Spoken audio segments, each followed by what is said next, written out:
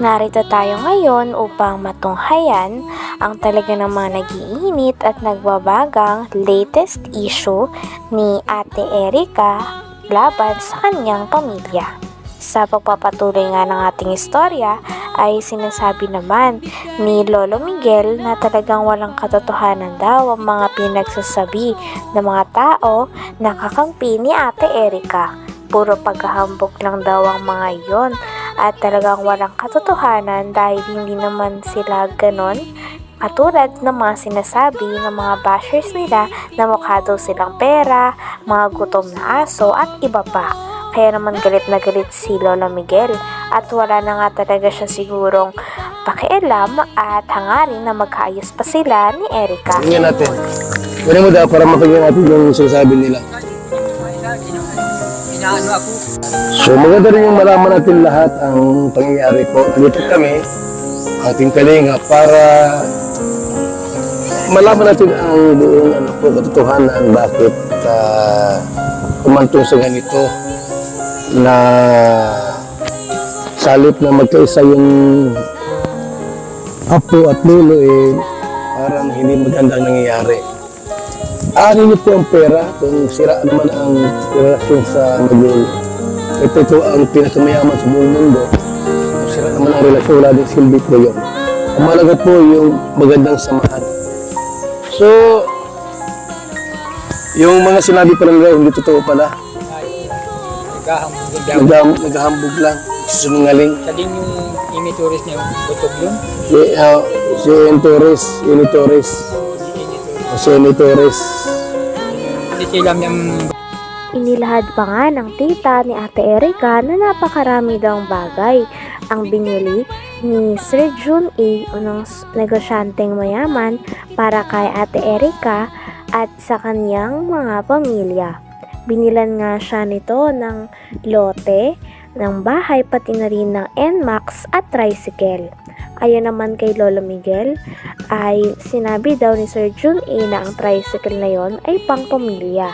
Ngunit ang nangyari ay kinuha daw ito ng ate ni Erica na si Sheila May kasama ang kanyang asawa.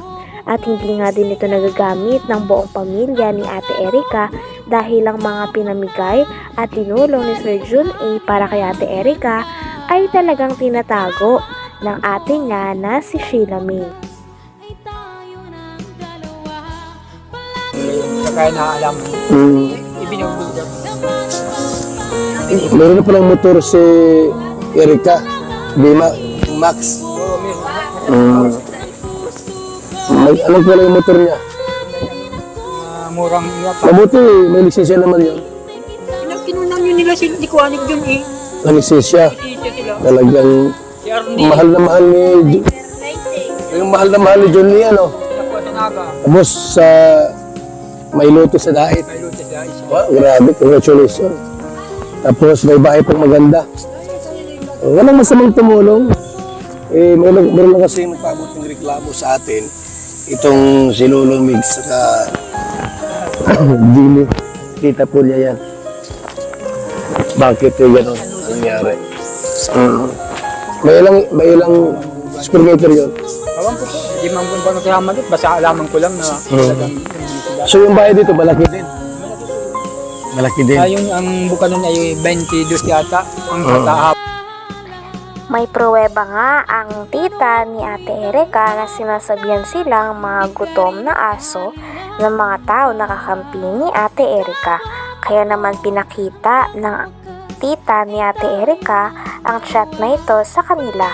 Dahil dito ay mas lalo pa nga nagagalit si Lolo Miguel kay Ate Erica pati na rin sa kanyang ate at sa mga tao na kumakampi pa dito dahil sila na nga daw ang iniwan at talagang hindi nirespeto dahil umalis daw ang dalawa sa bahay nila nang walang paalam at hindi na nga sila binibisita pagkatapos nilang palakihin ng mga ito at paaralin. Ngunit in return nga ay walang natatanggap na tulong sila Tatay Miguel galing kila Ate Erica tulad ng mga pinapakalat nila na nagsusustento pa daw sila Ate Erica. So yung bahay dito, malaki din. Malaki din. Ayun, ang buka nun ay 22 yata. Ang haba, 20 por 22. Ano yun? Second floor? Yung kalahati. Ako ang nagbuka nun. Dahil ko bakilid yung lukuan. Kalahati ang second floor. Dahil ko itong kalahati, Ayan po. nabuhusan ko. Ayan na. So, Empress, let the dogs bark. The lion is still king. Is still the king. Gutom na ang mga asong ligaw at batugan. Ano ngayon kung may pera? Kami, di naman sa inyo. Iyon. Meron pa po dyan. Mga nagpaparinig kayo ha. Hindi maganda yan. Ano pa rito? Ha? Hindi maganda yan yung ganung mga salita. Na matanda na ito eh. Tapos Hindi mo naghihingi sa kanila. di manghingi tulad sa inyo. Ba't doon kayo? Ikaw ka nilang mga kabutugan. Pinaparatangan din si Lolo Miguel na siya daw ang kumukuha ng pera dahil siya daw ang inuutusan o pinapakiusapan na bumili ng mga gamit sa loob ng bahay na pinagawa ni Sir Jun A para kay Ate Erica sa kanyang pamilya. Ngunit kiit naman ni Lolo Miguel ay wala naman daw napupunta sa kanya sapagkat pinapabili lang daw siya. At kapag pinabili daw siya ng gamit ay binibili niya naman daw talaga ng walang labis at walang kulang. Talagang ang source ng pera ay nanggagaling kay Sheila May na ate ni Ate Erica.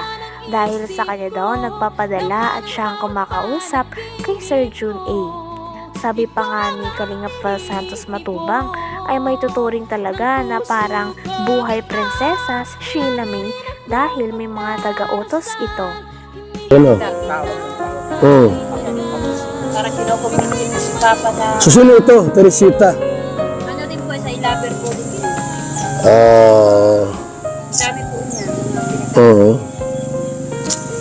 Okay, nag-video call sa Tatay Miguel, 7 minutes. Gusto siguro na matanda, makausap talaga ako 3 times siya nag-attempt to call me. Bago ko po alam ko sila kung saan sa amin. Okay, so itago nyo ito ha, para evidence natin to. Dami ko po nasa kapatid ko pa po inamatik sa amin na scammer ko. Anong klaseng pamilya, pati gulo sa pamilya, binulat-lat sa social media. At ano pang gulo, ingitan ba nga yan? Iringan sa pamilya, lalo pag problema sa kwarta, sa pera, kayo na lang at sa inyo na lang yan maraming makikisaw-saw. Siguristang okay.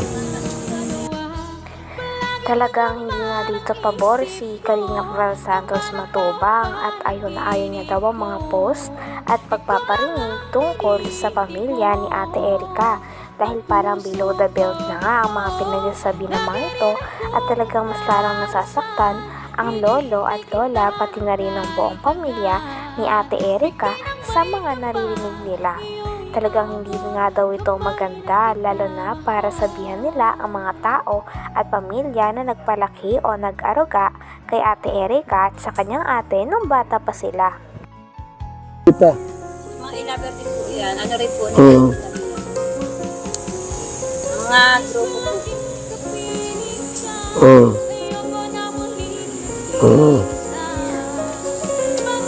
Okay, so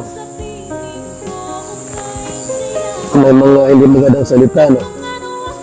Hindi naman ko po ini-erase. Para po may patunay po ako na talagang kaya po ako nag-video dahil nasasaktan din po ako sa sinasabi nila.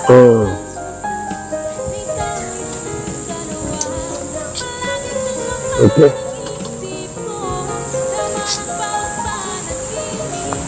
Ang ano po, kailang sinisigaw at reklamo, hindi daw karapatan ni Erica na kayo itulungan, hindi na lulo. Po, saan sila nagla? Pwede naman po sa amin din ako. Ang mapa sa amin, hindi ako nang kapanong kaya lang, ini ang hihinakit ko dun. Bakit saan sila naglaki? Mapa sa amin sa 1 taon pa nagkalaki. Kasi sila may Hanggang dito na lamang muna ang ating napakainit, nagtitrending at talaga namang mas nakakaintriga na issue ni Ate Erica. Maraming salamat sa inyong panonood. Hanggang sa muli. Bye!